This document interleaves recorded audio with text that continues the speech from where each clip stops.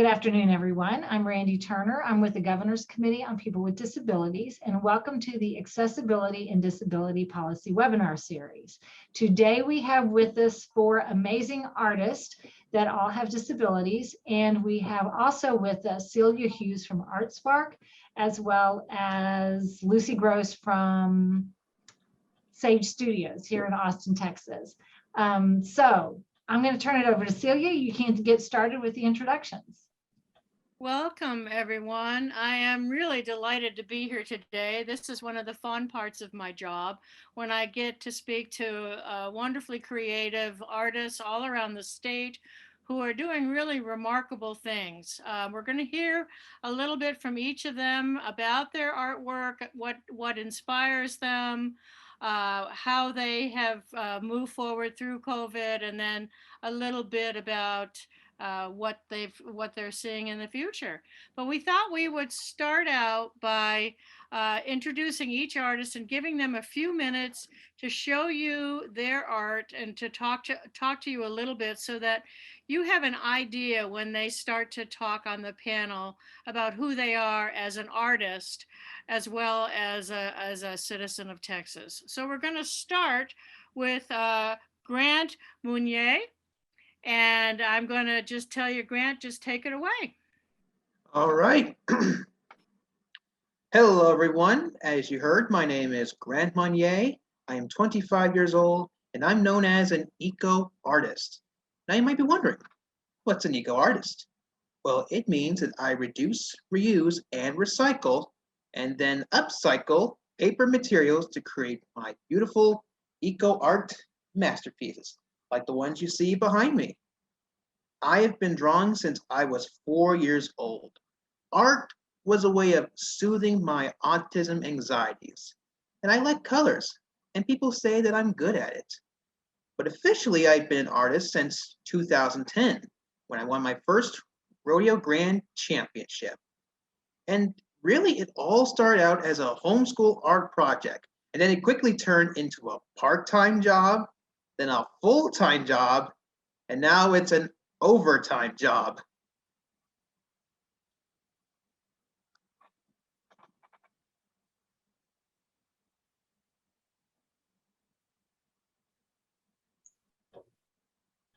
Thank you, Grant. Thank you so much. I was on mute. That is terrific. So can you talk a little bit about it being an overtime job? What does that mean for you? Well, what I mean by overtime job, I mean, just earlier today, I had another interview with KBRC, Channel 2 News. And well, and even the day after that, I was being interviewed for Houston Live. So you're and then tomorrow I have another art show. Well, that's good. That's pretty remarkable. You're a pretty busy young man. Thank you. Is it possible that you could hold up one of the pieces of your artwork and talk a little bit about your process? Sure. 1 second. They got 1 second. We got one right here. Okay, terrific. These are my butterflies. Very nice. I see flowers and I see 4 or 5 butterflies. Yes, that's right. As an eco artist, I recycle materials such as magazines, wallpaper, posters, business cards, fabric, books, and puzzles, and I even use the back of foils on contact lens cases. And I also use beads and jewelry to create beautiful eco art. I start by preparing the canvas by drawing on it. Then I prepare my materials. Then I take my clear glue and brush and start the process of a masterpiece. And you know what the beauty of being an eco artist is? Once I'm done tearing and cutting my paper, I can just clean it up. So that means I have a studio anywhere and everywhere. I work in my room, in my living room, in my dining room, and even at hotels when I'm traveling. That's terrific. That's terrific. It's very and it's so wonderful for the environment that you're doing that, because you're recycling things that people would, maybe just throw away or just not even think about, toss into the trash. So that's really wonderful. do you put glue all over the canvas and then stick things to it, or how do you work that? See, what I do is I take my clear glue. In fact, I got some right here. This is the secret sauce clear glue. I just take it and I spread it all over the canvas. And I take my pieces of paper and I just place them right on. That, and of course, put some glue on top so it stays down. And of course, I layer the paper on top of one another to make sure they are nice and tight. But this, I want to show you this real quick. This is my signature mark, peeling puzzle pieces. I take a puzzle piece out of the box one at a time, and I just simply peel the print. That way it's nice and paper thin, just like this. So that's And your of course- secret, that's your secret ingredient, Grant? That's right. And of course, this is how I use jewelry. If you look closely on these dragonflies, you can see the beads and jewelry that I used. Mm-hmm. Mm-hmm. Lovely. So Grant, are you inspired by the colors of the material that you're working with when you come up with your painting, or do you have in mind what you want to do a painting of, and then you look for the material that gives you that color? Well, I can find my materials just about anywhere. I can find them in my garage. I can find them at thrift stores like Goodwill, and even people give us their recyclable materials. And if the color looks just what I need for a certain art piece, I'm going to use it because I don't use paint. I work with paper. The color is already on the paper. Terrific. That's so I assume you're working on several paintings at the same time? Oh yes, if I'm working on one piece, just one piece, and I don't have the materials that I need or the color I need at that moment, I can just push it off to the side and just work on the next one until I find what I'm looking for the other one. Well, that's great. Thank you, Grant. Thank you so much for sharing that with us. We're going to now move on to Sam Eiler, and Sam is going to tell us a little bit about his art. Okay, my name is Sam Eiler. All right, I got this, Lucy. And I started to carve, and when I started to become an artist, I just started to draw SpongeBob on my mom's coffee table. What? Mm-hmm. Cool. So were you drawing it on your mom's coffee table, or were you drawing it on a piece of paper on your mom's coffee table? Well, I actually carved carved the table when I was 2 years old. Okay. Well, that's terrific. So she got an idea that maybe you were going to be a woodworker when you grew up. That's terrific. Actually, I'm not a woodworker. Okay. Well, It would. but so tell us a little bit. What is your art? What do you make, Sam? Well, I do make characters. Like I like to draw SpongeBob, the Minions, and more. Okay. And have you done something with those characters to make them take on a more of a three-dimensional look? No, but I haven't. But I did make some new characters in my brain. See? Okay. So I understand that you make puppets. Uh-huh. Could we see some of those puppets? Yeah, see Big Bird. Do you see Big Bird in the background? Oh, wow. Yeah. That's really, now tell us how you made you're bringing out another one. Okay. And that one is a shark or a whale? That's just a whale. Oh, okay. Just a whale. It looks pretty remarkable for just a whale. What is it made out of, Sam? Oh, it's made out of foam, fleece, fabric. On this one is made of spoon. On this might be the rod. Well, see? And you move its tail. Okay. Where do you put the hand? Is the hand up in the belly of the whale? Yep. Oh, and it operates the mouth. That's terrific. That's terrific. Tell us about Big Bird. How did you make Big Bird? Oh, I just made them out of the same thing, but except for yellow feathers. So those are feathers? And these are ping pong balls right there. Okay. Now, can you put that over your body, or how is Big Bird, how do you move Big Bird? Oh, it's easy. It's just like what Carol Spinney did for Big Bird. Like he wears some orange pants with giant feet, and the puppet is around his whole entire body. The right hand operates the mouth of the puppet, and that's why he does the voice of Big Bird. Okay. Okay. And to move his eyelids, there's a little pinky that moves his eyelids, and it moves up and down like this, blank, blank, blank. The left wing moves the right wing. Okay. And there's a fishing line that goes up to the neck of Big Bird and down to the right wing, and it operates as a counterbalance. To see where he's going, he has to wear this harness, like this camera harness that he wears all the time. And that's how he sees where he's going. Well, that's very complex. Yeah. And you figured that out. Did you have any kind of instructions, or did you just figure out that whole process yourself? I did on YouTube videos. Great, great. Well, I see Miss Piggy peeking over your shoulder. Oh, hey Peggy. But I understand that, and as long as doing the Sesame Street characters and some of the other puppets, you've also done some of your own puppets, right? Yeah, like I made this year. Her name's Chloe the goldfish. And Chloe's got a monocle, so I'm assuming that Chloe is a smart goldfish. Is that what you're with? A goldfish, Yes. actually. And how do you manipulate it? Do you put your hand up into her head? I do. Okay. Well, and then again, the tail. That's wonderful. Let's see another one of your own creations, Sam. Here, I'm going to show you this one. His name's Alexander the alligator. Okay. But I just almost came up with his voice, sort of.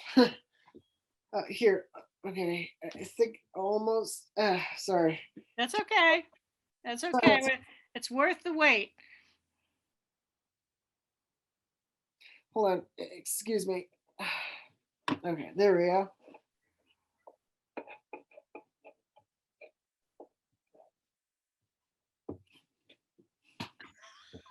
Hello, my name is Alexander the alligator. He's terrific. Could you turn him to the side so we could see? Oh, so he's got a little shirt and tie on. Yes, he's a sophisticated alligator, and you've got the green hands. Wonderful. Yep, he's a live hand puppet. And so that means that his hands are your hands, or the puppeteer's hands. Mm-hmm. That's terrific. Well, your puppets are great, Sam.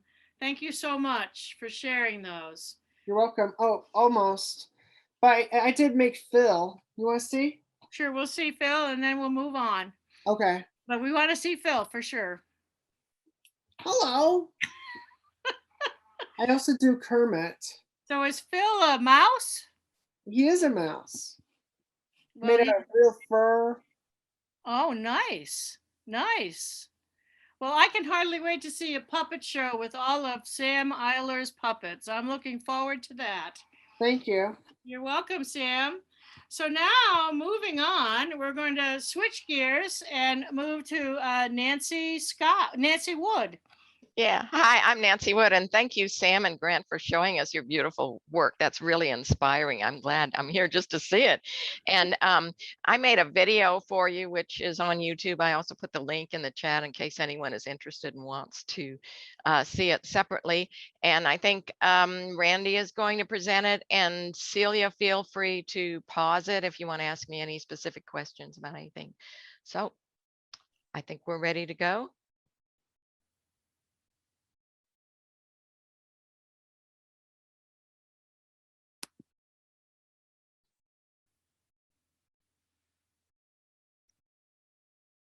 So Randy, we're not seeing anything. Or maybe it's just my computer. Would you like me to share it on my computer? No, I am Okay. wondering if my screen share stopped for some reason. You should be able to see it.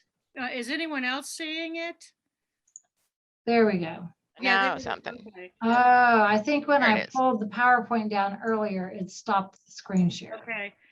So you Okay. can make it bigger by pulling that line over and minimizing On the the side. speakers. Mm-hmm. if everyone would like to do that. So let me get back over. I'm going to start it over, Nancy. Here we go. Hi, I'm Nancy Wood. I'm a classically trained artist. I was trained drawing and painting, and I started using digital media when it came out in the mid-90s, and I've been using it ever since. It's my favorite media now. And currently, I've been doing a series of works based on nature where I take photographs in scenic areas, and then I manipulate the photograph in Photoshop and have it printed on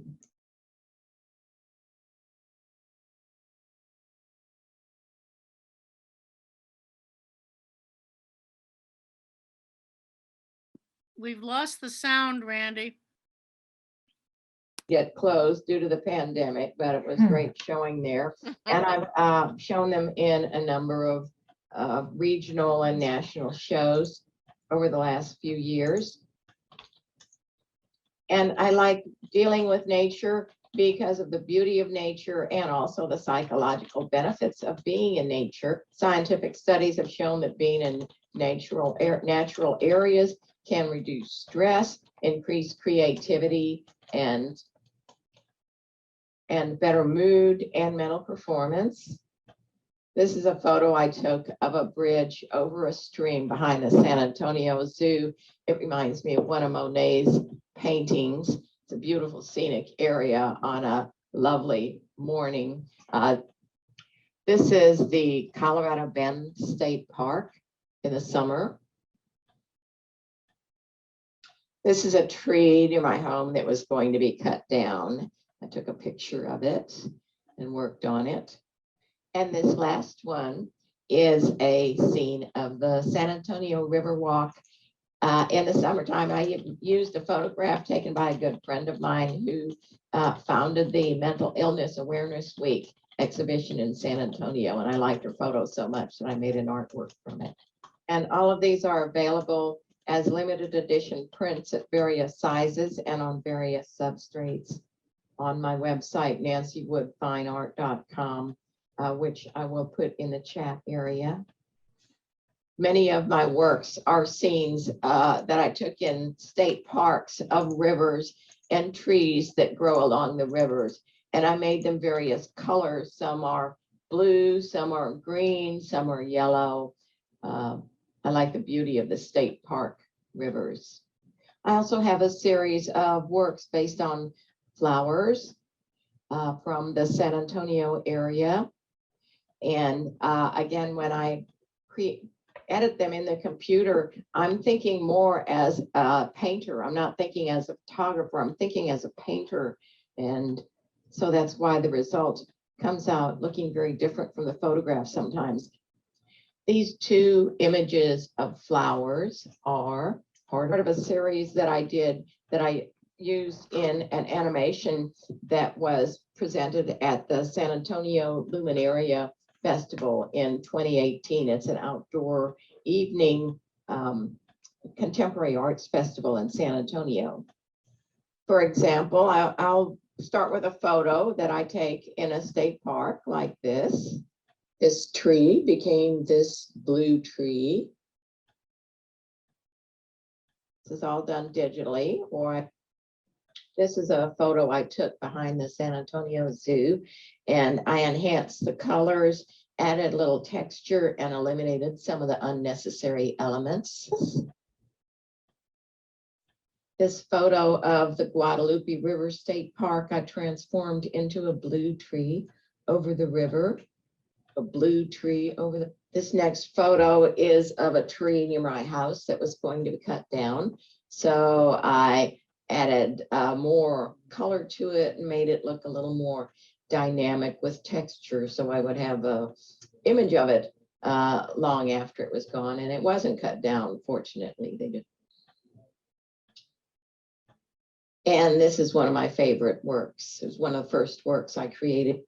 And this is my studio in Photoshop. I've been experimenting with some abstract backgrounds, adding fish to them, revised image I had in Guadalupe River State Park. And in this one, I added the fish swimming around in the sky. And these are just experiments. I'm not sure if I'm going to keep them or what I'm going to do with them, but I like to just kind of play around with different things. And currently I'm experimenting with some Western style art. This is one of Ty Defoe, who's a Native American dancer who always performs at the Briscoe Art Museum every year. And I made a portrait of one of my friends as a cowgirl. So I like to try to work in very different styles and things. So that's a little introduction to my work. And I'll turn this conference back over to Randy now. Thank you very much for allowing me to be here, Randy. All right. Thank you, Nancy. I love what you do with your photography and how it becomes so vibrant, but you can still see the original image through what you've done. Just beautiful work, and printing them on different textures and mediums also adds to the excitement of the images. So we're going to end our little tour of the artist mind and studio with John Bramblett. Oh my goodness, guys, I'm so honored to be here.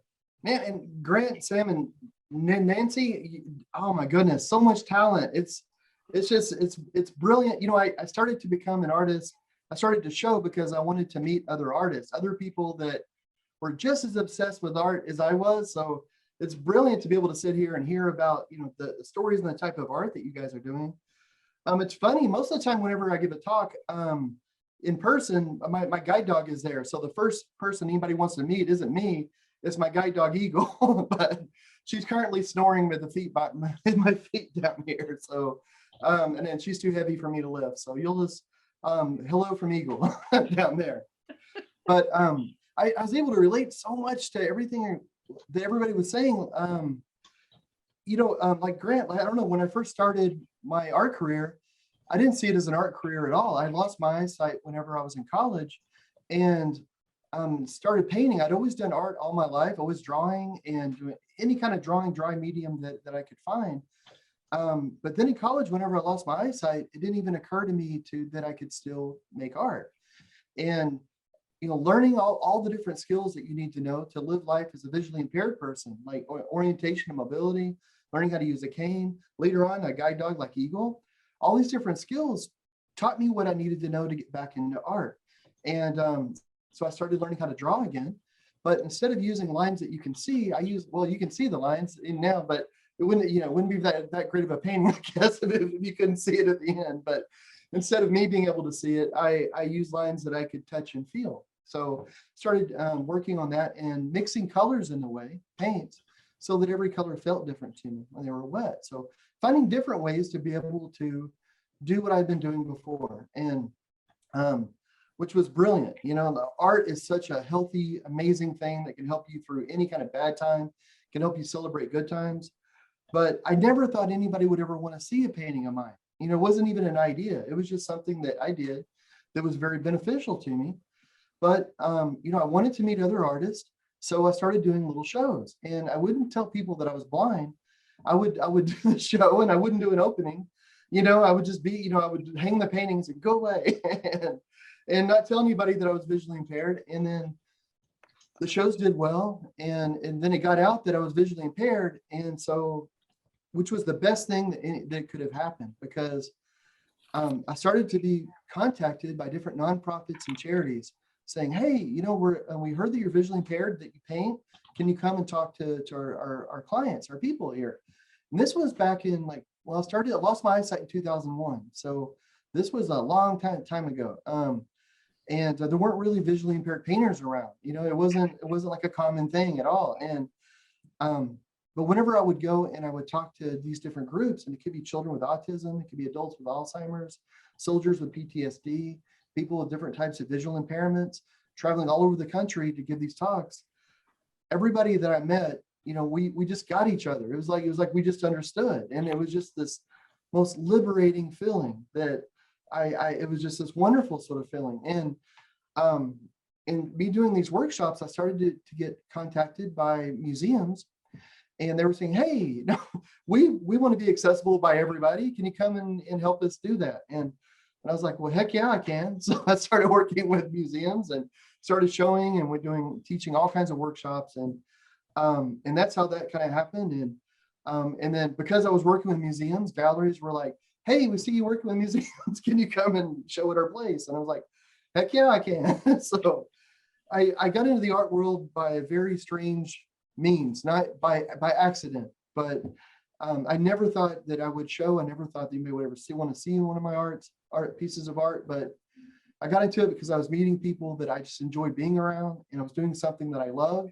Every time I paint, it made my day better. And since then, I went from that, and my artwork's been to over 120 countries. We've been all over the place with it. But I've become the world's first blind muralist. Sorry, I can't talk today. Doing 4-story murals. I painted a 737. We've done all kinds of crazy things. Anything that seems like, like maybe I shouldn't do it, I usually try to do it because I don't know. But it's led to a lot of wonderful experiences and meeting a lot of people. Let me show you really quickly. Whenever I mention that I'm a visually impaired painter, sometimes people wonder, well, how in the world can you do that? And so let me put this up. I know I'm using the microphone on the computer, so I don't want to make it weird. So this is a painting that I did of a woman, and it's a lot of color. When I first started, all of my paintings had to be very, very simple drawings. It's taken about 20 years for me to learn to draw again the way that I do now, and to use color the way that I use now.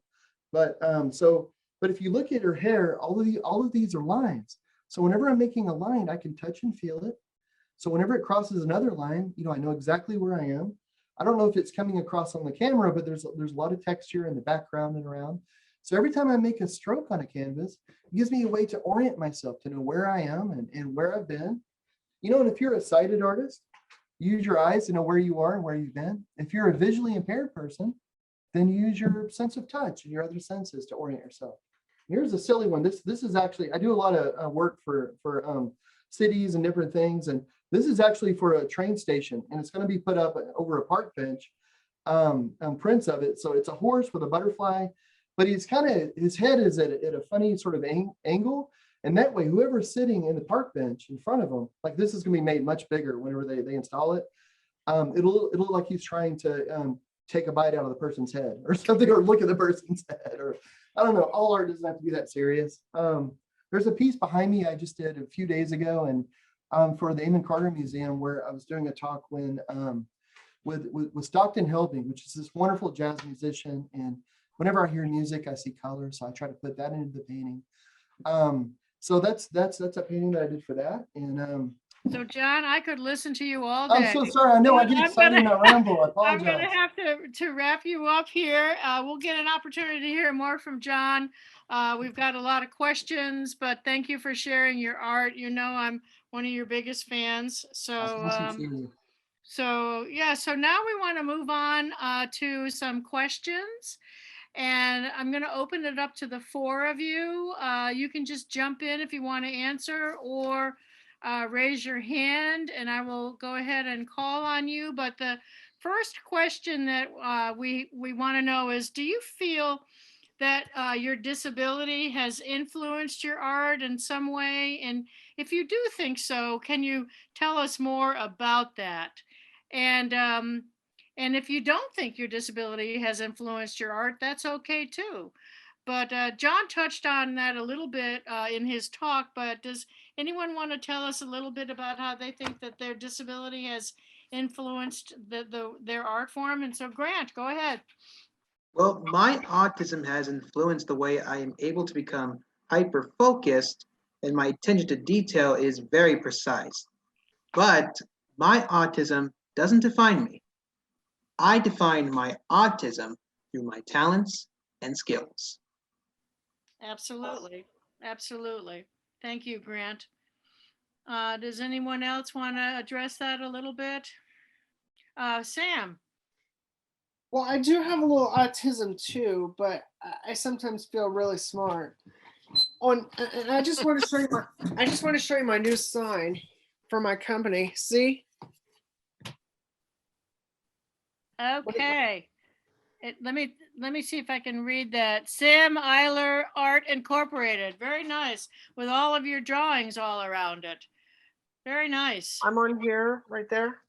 Okay. Oh, you're in the middle. Yep. Very good. Very good. Thanks. You're welcome. So, John or Nancy, do you have anything about how you feel your disabilities has influenced your art? Yeah, there's a question in the chat about if they say deaf artist. Yeah, I'm legally deaf. I have like 17% hearing in one ear, and before I got my cochlear implants, I was really and I think it affected my art in the sense that I couldn't socialize. You know, I couldn't go to galleries and art openings and socialize with people, and socialization is important in any kind of work or activity you do. So and that was just before all this Zoom stuff too. So anyway, other than that, I'm a visual artist, so you know, not being able to hear doesn't really affect my visual art much at all. So But you're saying it did affect you actually going out and trying to even promote your art because of the difficulty in the public situations. oh, definitely, definitely. Yeah. You know, I go to places and someone would ask me a question. I go, what'd you say? What'd you say? You know, and it was just, got very reclusive for about 15 years. I was very reclusive. I was teaching online and I really didn't go out much or do too much. So, of course, then this online stuff started expanding, and that's one of the advantages of online work now is for people with disabilities. We can really do a lot of stuff online now. So. Absolutely. Absolutely. Yeah, and I noticed that I drew before I lost my eyesight, and whenever I was sighted, if I did a drawing, I wanted it to look very realistic. If it looked like whatever I was drawing, it was a good drawing. But after I lost my eyesight, I still wanted it to look, you know, I wanted people to understand what it looked like, but it became more important that it felt like whatever I was drawing, whoever I was drawing. It was like the color became more important, and the feeling, the emotions behind it, and you know, and we call it visual art. So it seems like vision would be really important in it. And then it kind of underscored more what art truly was, what art meant, you know, and it's more ideas, it's emotions, it's feelings and all. And so that changed for me whenever I lost my eyesight. Terrific. Thanks, John. Appreciate that. Thank you all. So the next one is you're all our working artists. And I'm wondering if you have someone who supports you in your artistic career. And if so, can you share out who that is and what they do, if it's a family member or a mentor or a parent or a wife or an organization. Is there anyone that helps you, support you in your work? I know no one's doing your artwork. That's you. You are the artist. But is there anyone that sort of helps you do some of the other things you need to do as an artist? And I think Sam had his hand up. Was Sam? I think I'm really grateful for my boss at Sage Studio, Miss Lucy Gross. And Lucy is with us right now. Uh-huh. Thank you, Sam. Yeah, I feel very lucky to get to work with Sam and a handful of other Texas-based artists. So Sage Studio is a studio and gallery space in Austin, Texas that works with and exhibits the work of artists with intellectual and developmental disabilities. And I've known Sam since he was in high school. A friend of mine knew that I had this small gallery, and I think they sent me pictures of Sam. It might have even been in that Big Bird costume. And I was so blown away by the ingenuity of using, you know, household items to really create these incredible characters. And it's even, Sam is a really relatively young artist. You know, Sam is just now 20. Is that right, Sam? That's right. Yeah. And so at 20, I feel like you are so accomplished already. And it's been so amazing to get to watch his process evolve. And I feel super lucky to get to work with you, Sam. Thank you. Thank you, Lucy. And their slide, the Sage Studio slide, is up on the screen if those of you would like to get in contact with them. And I believe we're also dropping their contact information in the chat. So Grant, you had your hand raised. That's right. I have a very supportive network around me, but this was all made possible by one very persistent person. That person is my mom, Julie Coy. She is my mom, but she's also my manager. So you know what that makes her? My momager. She handles the scheduling, the traveling, the negotiating. She picks up my materials and the driving, things like that. But that's not all. We also wrote books together.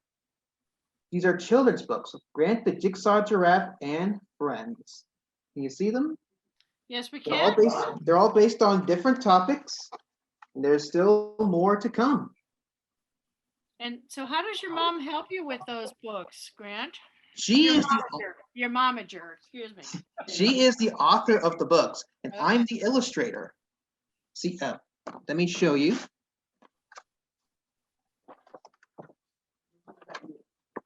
Oh. This book is about me. This is some of my artwork. And of course, these are my illustrations. I did the characters. Well, and you all do them with your eco art? No, eco art. Yeah. Eco art. Well, that's terrific. Thank you, Grant, and thank you, Julie, for being such a great momager. I'm here. I'm always here. How about John or Nancy? Oh, sure, John? sure. Okay. Oh my goodness, yeah. My wife is is my partner in crime. Jackie Siri, she's incredible. And you know, it's funny because like with the art, I think with most creatives, at least for me, I don't know, maybe I shouldn't throw anybody else under the bus, but it's hard for me to with numbers and with dates and schedules and all this sort of stuff. And she is brilliant. She was a director at a major university for years and then left and came over to the dark side of art and runs this business and it's incredible. Like whenever she kind of took over the business, the amount of work we could do with charities and nonprofits, it tripled in the first year. It was just amazing. Just because it helps to actually have someone that knows what they're doing when it comes to business and stuff. So, you know, and having somebody in your corner that's so supportive, it just means the world. So yeah, I'm a fortunate person. Yeah, and I know when you're up on those scaffoldings working on the murals against the wall, she's standing at the bottom, right? Making sure that you don't fall Yeah, off.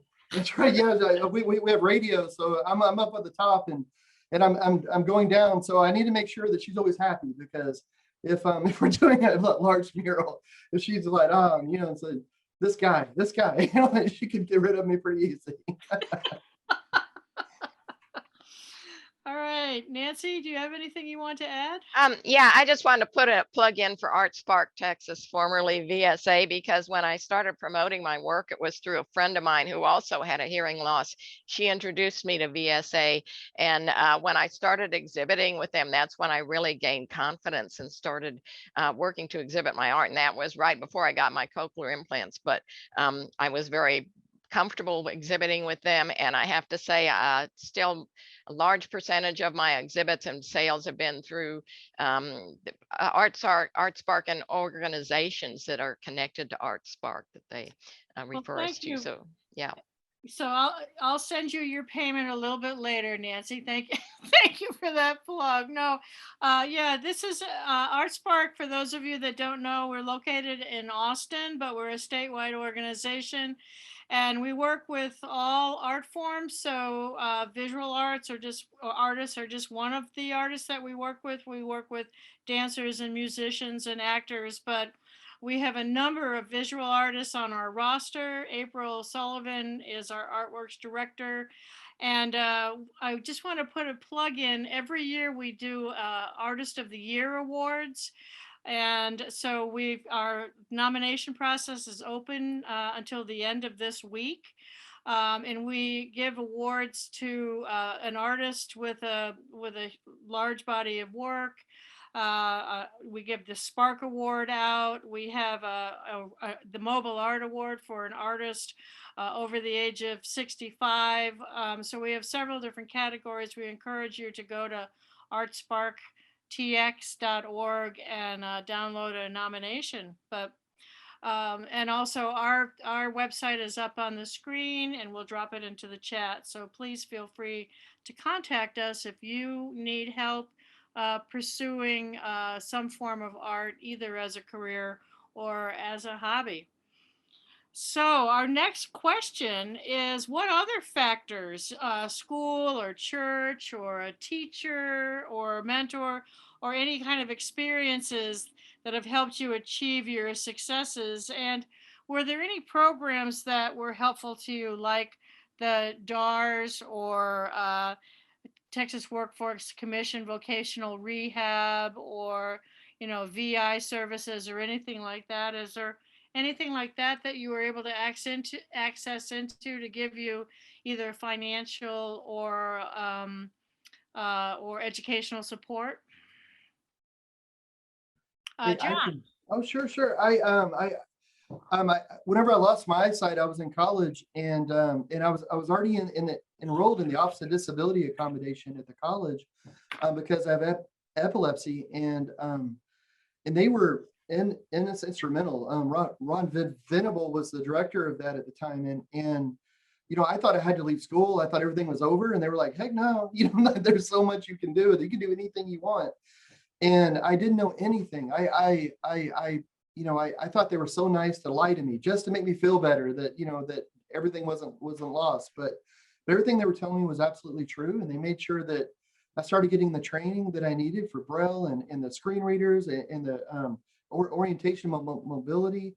Everything just one after another. And one thing that I've noticed with anybody who has a disability really is that, or anybody that goes through any type of struggle, no matter what it is, having a good core of people around you that believe in you, even when you don't believe in yourself, is just, it's so vital. It's so important. And I was fortunate to have that.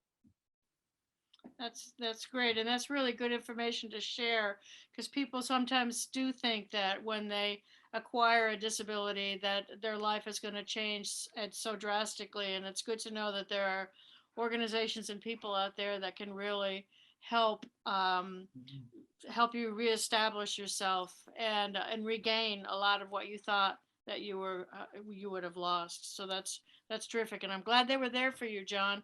It was great. Grant, you've got you're muted, Grant. There you go. Well, there are a number of people and organizations that have helped me succeed, but a very important factor that I believe is key is entering contests. Winning contests helped my art become recognized and in demand to know more about my work and about myself. And now my work hangs in the Texas Capitol, the United States Capitol, and at the United Nations. That's terrific. And of course, the VSA in Austin has been very supportive of my growth too. We appreciate that. Shout out to April. Yeah, we remember. I've got a picture of your butterfly in my office, from a while ago. I look at it every day. Thank you.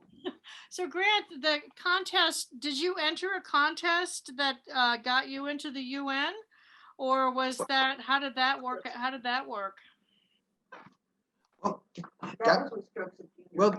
The getting me into the Capitol was with Strokes of Genius with Temple Grandin. But really, my very first contest that started everything was at the Austin Rodeo. The winning that grand championship in 2011 helped launch everything. And here's the thing, I won again the next year in 2012. They couldn't get enough of you, Grant. That's terrific. Anyone else have a teacher or a mentor or have any advice about entering competitions or things that help them? Okay. So how do you sell your art? You're all artists, you all are, and some of you have made books and you're making puppets. And so how are some of the ways that you sell your art, and where could people go to find your art if they wanted to buy it? So Grant. Well, currently due to the pandemic, we are selling online on my website, Jigsaw Like a Puzzle, jigsawgrant.com. We've had a few art shows, but no conferences, but you can still find my originals, prints, and books, and more information about me and my eco art all on my website. And I'm sure we're going to put that website into the chat box. I'll go ahead and do that. Who need to find you. Terrific. So Sam, how do people get to see your art? Where is it available? Oh, yes. So I think all the art I just do is available on Sage Studio, the company that Lucy owns. Right, Lucy? So that's right. So we had the good fortune of participating in the virtual East Austin studio tour most recently. Although what is time right now? This has now been a couple months, but we got to do a virtual exhibition of Sam's puppets. And what was really amazing about it is because Sam's not only a visual artist, but also, has such an interactive element to his work. We created videos of the puppets that were for sale. And those all still live on our website. You can look at them, and there are some original puppets for sale on our website, sagestudioatx.com. And Sam's recently been sort of toying with the idea of doing custom puppets. So doing puppets in the likeness of someone you feel deserves a very special gift. He's done some prototypes of puppets in the past, and those are really amazing. And yeah. That's great. Yeah. Great. Thank you, Sam. You're welcome. So where else, John, where might people be able to find your art? Oh, I online right now with COVID. Oh my goodness, that's the way, isn't it? So my website, brettbramlett.com, but social media though is huge. And I think it's a wonderful thing, especially for artists with disabilities, because it levels the playing field quite a bit. And I think a lot of times when people think about social media, you think you have to have a ton of followers and all this sort of, and you don't really. You just go out there and you just show what it is you're working on. I think people would be really interested in that, and they start following. You don't need 100,000 followers. You just need a few that are really interested, and they'll go from there, and they'll go to your website. And but we work with galleries, we work with festivals, anything. A lot of nonprofits and charities actually is a great way. We'll go in and I'll do live painting, and we'll donate the painting. We'll raise money for a really great cause. And then a lot of times, either maybe we'll have a little show for there, and it's something for people at the gala to do, or they'll go online. So all that's good, and we're about to open our own gallery here in Denton, and the focus is going to be for artists with disabilities. So so that's in the works. We were going to do it last year, but COVID is just crazy. So so this year hopefully is going to be the year. We're just looking for the spot. Great. Well, we look forward to that. And all you artists out there, pay attention to when John opens his gallery. He'll be looking for art from you. I sure will. Oh my goodness. And I want to say that online, in person is always wonderful because you get to chat with the artist. And so many times people say they buy art because of the artist and not necessarily because of the art. So an opportunity to meet an artist and get to know their story is so important when you're selling your art. So even if you're selling it online, telling a little bit of your story and a little bit about how you create your art really does help people, because they feel like they are supporting an individual, or that they're purchasing a part of an individual that they can share in their homes. And so and we've learned that over the years at ArtSpark in the work that we've done.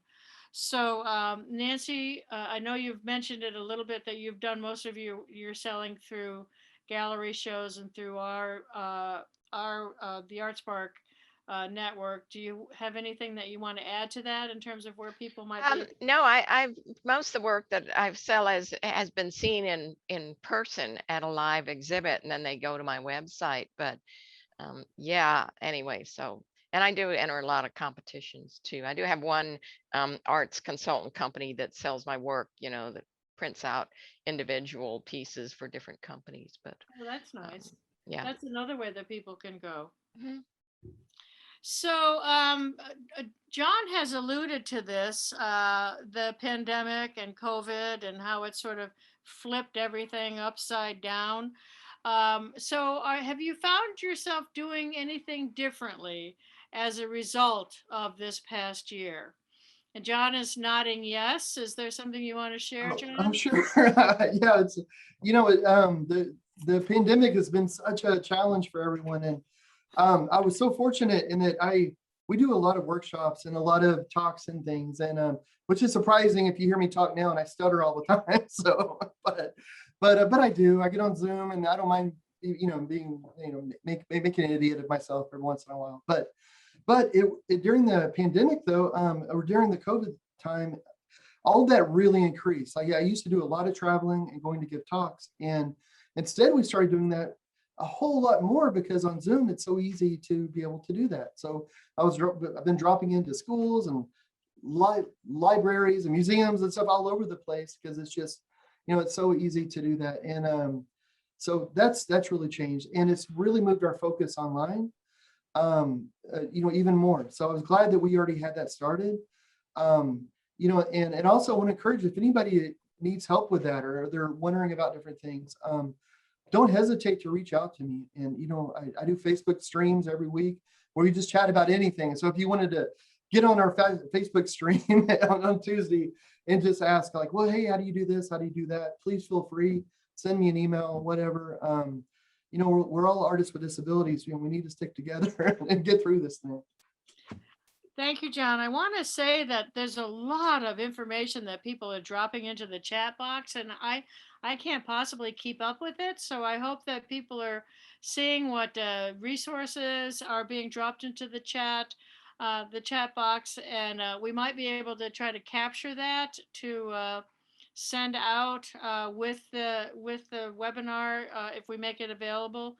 I'll have to talk to Randy about that, but I do call attention for people to capture the resources that people are dropping into the chat box. And Nancy, one question came through. They wanted to know what was the consulting firm that you were working with, Nancy? It's Art Lifting, and they specialize in artists with disabilities. That's great. So it's Art Lifting. Is that .com, I would assume? Yes. Okay. All right. So, Sam or Grant or Nancy, has the COVID and the fact that you've been locked in your room for a very long time, has that changed the way you're doing work, Grant? Well, since the pandemic has shut most of us down, we have no shows, no conferences, no work. But yes, I did stay busy. I created an art collection with my recycled jewelry, which I also call my COVID art collection. I've also co-wrote and illustrated the children's books with my mom. In fact, I want to show you guys, I also have a jigsaw giraffe mascot. And it's taller than you are. But that's not all. I've also learned to Zoom, and now I'm Zooming and interviewing others all around the world, like Temple Grandin. That's terrific. Yep, Zoom. I heard John say that Zoom is both a blessing and a curse. Working, I find myself working harder because now I don't have to drive to different meetings. I can just sit and hop from Zoom to Zoom, and before I know it, 8 hours have gone by. And I'm sure you're all feeling the same way. So, Sam, have you found your inspiration or the work that you've done with your puppets? Has it changed at all with being with COVID over the last year? Almost. But I'm about to make 2 plays. Like I'm gonna make the one about Phil the Mouse and well whatever this is. But after that, I just wanted to make another play like called The Muppets Take the Long Center, based on the Muppets Take the Hollywood Bowl and the London O2. Okay. And who are you working with to write these plays? Lucy. I think I'll work with Lucy here. That's Okay, new Lucy. to me. You're live now, Lucy. Wow. Yeah, it really put me on the spot. One thing I was going to ask you, Sam, is so right when the pandemic started, you had been coming into Sage Studio to work in the studio space, right? Uh-huh. but we couldn't do that anymore. And so we started the commission project. And do you remember in the pandemic, you were taking commissions and you were doing what? Do you remember what you were making? People would send you a picture and you would make Portraits. yeah, out of, do you remember what kind of portraits? Were they drawn or were they sculpey? Well, You've both. done both. Yeah, you're right. So Sam has done two different commission projects during this time where for the holiday season, folks could send in, we knew that, not everyone was able to be with their families. And so Sam would create custom postcards that we would mail out. So you could send your mom who you were unable to see a hand-drawn portrait of you guys together. And Sam did an amazing job with that commission project. And then right when the pandemic started, Sam was doing Sculpey portraits. So it was really cool, sort of artistic caricatures of people. And we were mailing those out just because we wanted to keep working with Sam. So we would meet over Zoom and exchanged a lot of emails. So I think John and Grant have already said, it's hard not being together, but I'm so impressed with ways that you guys have found to stay busy and connected. And Sam, you're no exception. You've done a great job in a weird year. Yes. And Sam, you had your hand raised. Did you want to share something with us? Uh-huh. Okay. By the way, I just wanted to show Lucy this because I showed her that this morning, and look, I just thought, Nice. Oh, wow. Some art your way like, by Sam Eiler. yeah, like I'm gonna do my art at Stage Studio my way, right? My way. Right. We heard it first here. All right, and so we've talked a little bit about how this pandemic might have made us change the direction of how we're doing our art. A lot more working through Zoom, a lot more not doing in person. So Nancy, has this COVID changed the way that you've been doing some of your art? Well, it certainly limited the places I have to exhibit in. It canceled one major exhibit right after the opening, and then I had another one scheduled that was canceled. So it's kind of a downer that way. But in terms of making art, I'm still making it. I'm really thinking more of trying to do things that can be customized rather than make something physical and then hang it somewhere and try and sell it. So, but I don't know. I'm looking forward to things opening up and doing more exhibits again. Yeah, that is one of the heartbreaks of what happened. Nancy had a show here in Austin that we had just opened. It was through the Doherty Art Center and it got closed, which was just a heartbreak. And then, of course, nothing being open. But so many of the galleries have really worked to try to do interactive and exhibits for people. Really, really worked. And I'll be interested to see after, now that they're opening up a wee bit and people are able to go out with the vaccine, how that's going to change. Are we going to remain hybrid, or what's really going to happen? Because as John mentioned, one thing that we have at ArtSpark have learned is that, going virtual has really created a more inclusive and accessible platform for so many of our artists, because transportation is such an issue and access to different kinds of services. And so it really has, even though people with disabilities have been telling us for years that this is the way we ought to be doing it, it took a pandemic for people to finally listen and say, yeah, this is actually a good way to do business and to include more people in the work that we do. So looking forward to seeing what that's going to be like moving forward. So before I want to be mindful of the time. Okay, great. So if there was one thing that you could have known before you got started, what would that have been? What's the one thing that you would have liked to have known before you got started on this journey? And if so, would that be something that would be good advice that you could give to someone else who is just starting out? Is there anybody that has one thing they wish they had known? I know you have about 21 things that you wish you had known, right? So what advice do I have for the others? What's the one thing that I wish that I knew, wish I've known now? Right. I don't now that I wish I knew then. Well, I wish I'd known before the difference between acid-free paper and non-acid-free paper. I learned the hard way, and I learned about the word restoration. So can you tell us briefly what the difference is between, what does it do to your art, the different, the acid-free versus not acid-free? Well, using magazines like National Geographic's, like in the 1980s, 1960s, they had when I started out working with paper from that, it looked great at first, but over time it starts to fade. Ah, okay. Okay. So Well, to John, you were restore, eager. yeah. John, you were eager to say something.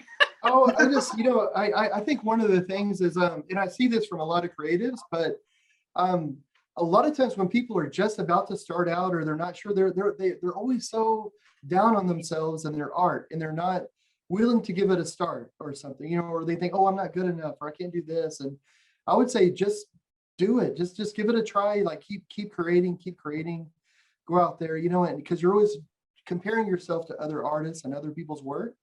And and I will never be a Sam or a Grant or a Nancy. I'll never be able to make their art as good as they make it. I can only do my stuff as well as I can try to do it.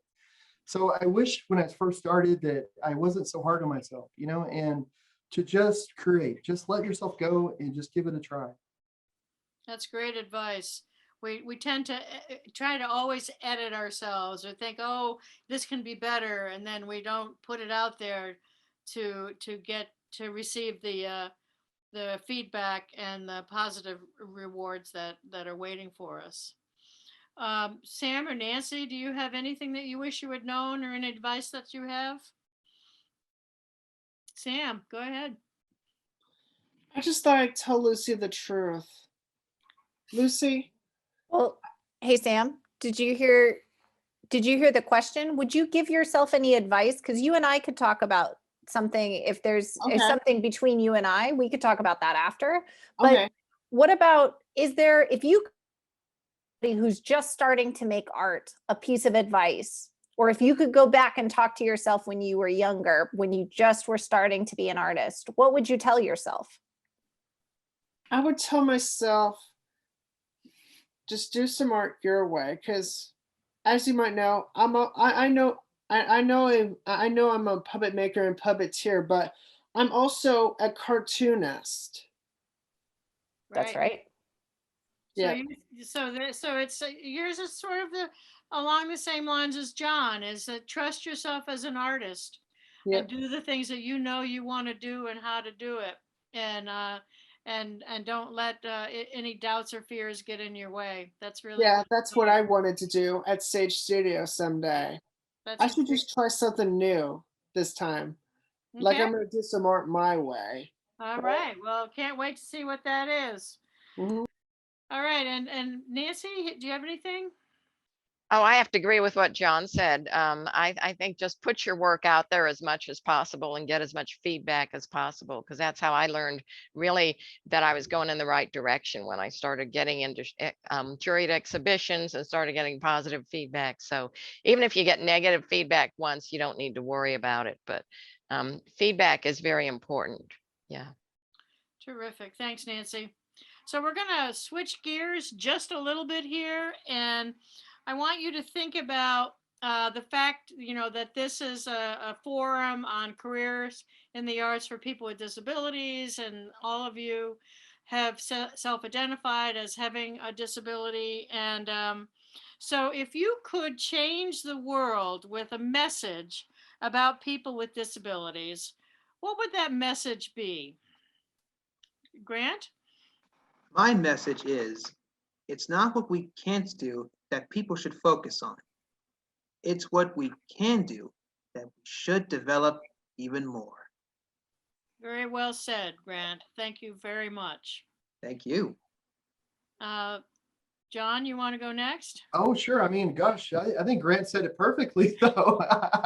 Oh my goodness, that's so brilliant. But I think that is a thing, though, where people focus on the disability, so they focus on a limitation, and sometimes they'll take that across the board, that because you have a disability or a limitation in one thing, that might apply across, to lots of different things. And just because someone maybe can't hear as well or see as well or do something as well doesn't mean you're limited in any other way. And once you accommodate for that and you adapt to it, then that's not even that much of a limitation. And to be honest, if you're fortunate to live long enough, we're all going to have a disability of some sort. We're all going to be limited in something that we're doing. So, to limit people because of a disability, it just doesn't even make sense, really. And so, I think having a full understanding of what it means, is really kind of helpful. But I like what Grant said. I'm going with Grant on this one. You're going to go with Grant. All right. Sam, do you have a message that you would like to change the world with? Of course, like at Stage Studios, I just wanted to do some comics. Like I'm gonna make my new characters, like the science animals. Okay. The names are Rachel the Mouse, Chuck the Shark, Steve the Toad, Penguin Jimmy, Lucy Rattlesnake, and Mr. and Mrs. Beetle. All right. So Sam, we will look forward to seeing those new characters. And as you send your message to the world, right, that just because I might have whatever, I am an artist and my work can change the world, right? All right. Nancy, do you have a message that you would like to share with the world? Yeah, I think we're all on the same track. I saw a T-shirt once that said, "My ears don't work, but my brain is fine."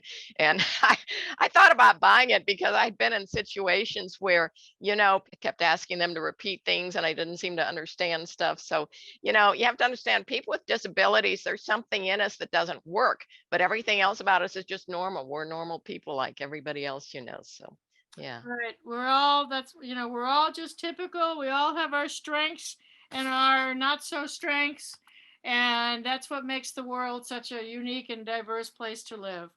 So I'm going to turn it over to Randy now. She's going to talk a little bit about the Governor's Committee and the National Disability Employment Awareness Month's poster. That's a mouthful, Randy. It is a mouthful. It is. Our office sponsors a competition every year. It typically begins about May. So notification will go out in the next couple of weeks about the poster competition. It is intended to spark conversations about employing people with disabilities, but it doesn't have to be about employment. I'm going to show you a couple because 3 of the artists we have with us today are past winners. John Bramblett's piece is showing now from 2013. It is a vibrant sky with reds and blues. In the hill country, you see the hills, and there's a cowboy sitting on his horse looking off into the sunset. And he was our 2013 winner. So this gives you an example of what we do with the posters. We actually send them out to about 2,500 individuals and businesses across the state, libraries, workplaces. Texas Workforce Commission helps disseminate them as well. And we get them in offices in order to spark that conversation about hiring people with disabilities. This next one is Grant's piece. It is the moon, a sliver of the moon with the face, but the sun is like coming out of the face. It has red around the sun. And behind the moon, the crescent moon, is a blue sky with stars. On the other side of the red, that's encases the sun, is some light blue paper as well as a border. But the border, you can't see this here. We have the original piece in our space, is actually mirrors. So this is back when he kind of started using, I believe, some of those jewels to create his work. And the last one up here is Nancy's piece from just 2017. And it is a woman sitting on the clouds, looking into a sunset as well. The clouds are pink and blue. The woman is reaching towards the sunset. She is sitting on the ground, reaching forward. And the sky is a beautiful sunset with oranges and blues and darker oranges. And that is the piece that won that year. So we share this so that hopefully you will consider, I hope we have a lot of artists out there submitting your work for the competition. I'm going to back up a little bit just to show you the link to the website. Keep an eye out for that. If you are connected to our Gov Delivery dissemination, we do send out mass emails, and the notification for the next competition should come out pretty soon. We try to have the poster work in by May or June, create the poster by July, get them printed by August, early September, so they can go out before Disability Employment Awareness Month. That's it. And I don't know if you wanted to go into some questions next, Celia. We have a few. Yeah, I think we should. I hope you've been taking note, because I have not been taking note of any of the questions. Well, I have a few here. We have quite a number. I did share some things that people shared with us into the chat feature. A question for Grant about his art. Have you thought about writing a book to show children how to become an eco artist? This would be a wonderful idea to get students started on creating art from recycled materials. What do you think, Grant? Hold on one second. Well, I guess that would be me, since I do the writing. This is my mother, everyone. We wrote our children's book. Grab that one. This is Grant the Jigsaw Giraffe, Different is More. And this book is about Grant. It's about recycling, and it's about this giraffe who could not hold a paintbrush because of his hooves, so he was challenged there and born different. But through inspiration of his friends and family, Grant found a way to become the artist that he wants to be. And this summer, I am actually working on Grant Monier's 10-year biography. 10 years of eco art. Wow.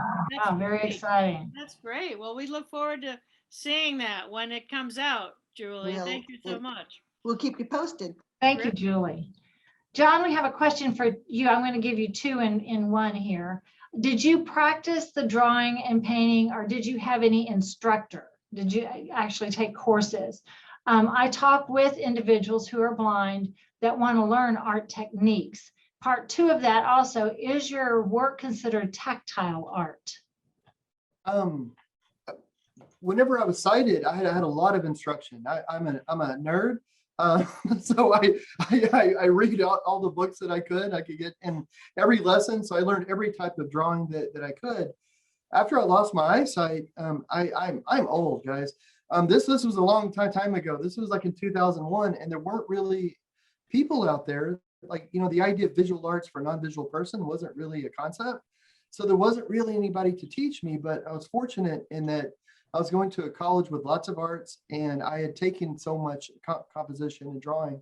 So I was able to take what I learned before and the new things that I was learning from learning how to understand the world using your sense of touch, or using a cane and all this, and how to orient yourself. So just combining the two. So I had a lot of instruction before, but after losing my eyesight, I didn't have a lot then.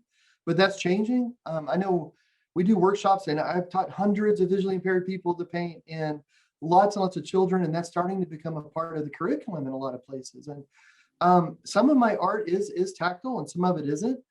In the beginning, all of my lines had to be giant, thick lines that I could touch and feel very easily. But it's like anything else, the more you do it, the better you get, and the better my sense of touch got. And I was able to paint with lines that weren't necessarily raised, they just felt different. So it might feel more like rubber cement or a different kind of smooth feeling on a canvas that was really rough. So I'd be able to feel the difference.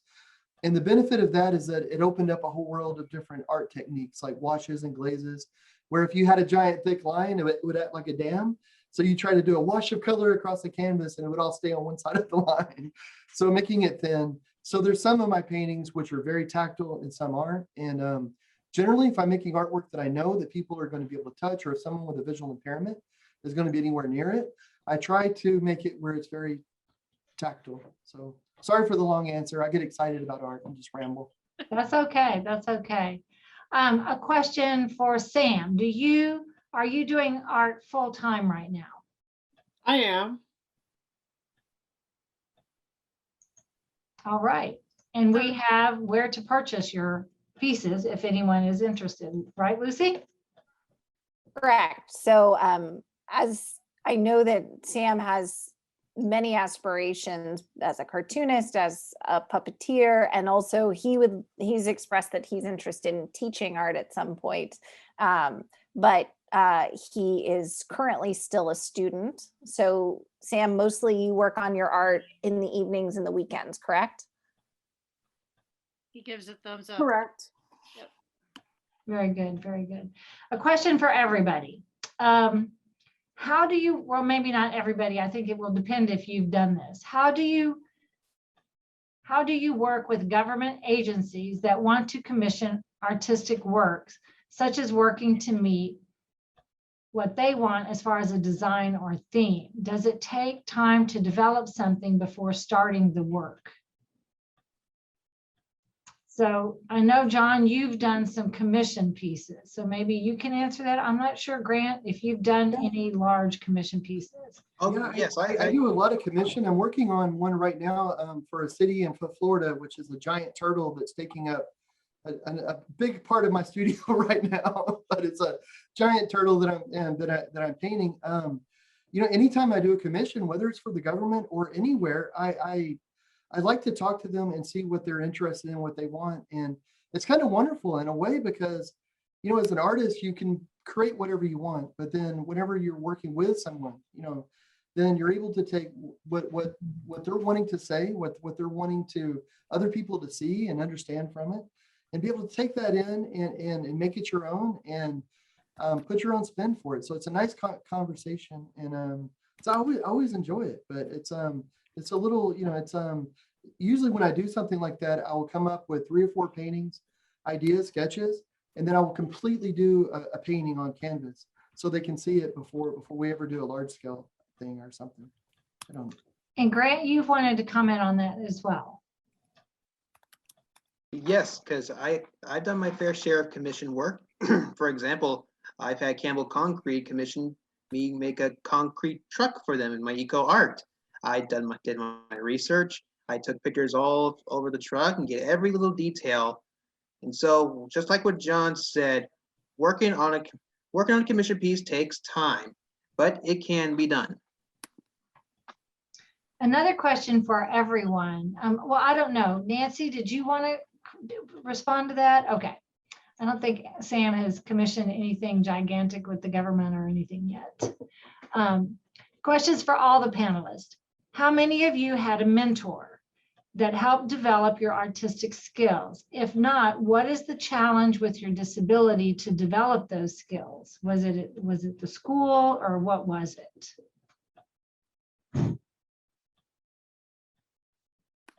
Did anyone have a mentor? Go ahead, Grant. Well, I've had many mentors and teachers help me along the way. And, you know, this is something I tell everybody. To have a strong support group, they will help you cross the finish line. Very good. See, in fact, one of my mentors is on this book. This is Dr. Temple Grendon. She's in our newest book. And look, there's her illustration.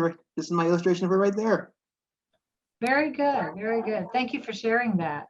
Thank you. Anyone else have a mentor to help them develop their skills, or what kind of challenges did you face in school when you were younger? I can say I didn't have a mentor really, because when I started, I thought I was crazy, and I just figured everybody else would think I was crazy too. So I didn't have a mentor with the art, but one of the challenges I had was just the idea of disability with it. I think like with galleries, like with an artist, you know, there's this idea that you have to show in galleries, and if you're not showing in galleries, then you're not successful and all. And the bad thing about a gallery is that a gallery wants to show artists that have been shown in galleries. So if you've never shown in a gallery, it's hard to get in a gallery because they only want gallery artists, and so it's hard to break in. And then being somebody with a disability, sometimes, like, they may not want to take a risk on someone that they're not sure. Like, like if it's a visually impaired visual artist, maybe they don't want to risk their space in their gallery for that. But I was able to find a way around that by working with nonprofits and charities, showing with, them helping doing different things, and working with museums because they wanted to be inclusive. So, there's challenges, but fortunately, just like any problem in life, there's ways around that. So. All right. Another question for everyone.